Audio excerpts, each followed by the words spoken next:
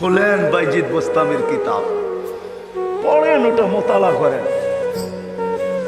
ওটা রাত্র পার হয়ে যাবে যেদিন বাইজিদ বোস্তামি 5 লক্ষ খ্রিস্টান পাদ্রী যার হাতে মুসলমান ছিল, 5 লক্ষ এক বৈঠকে।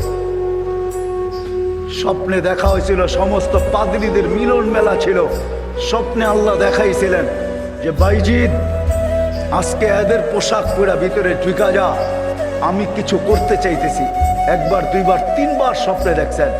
তারপরে ভাবছেন যে ওই পোশাক পরবো তো পরবো কি করে। তা আল্লাহ বলছে বাইজিদ পরানে হেফাজত করবো তো আমিই করব। যা পর।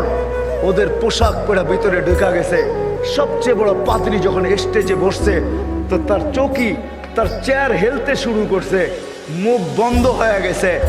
তো বাইজিদের সমস্ত পাদ্রীরা বলছে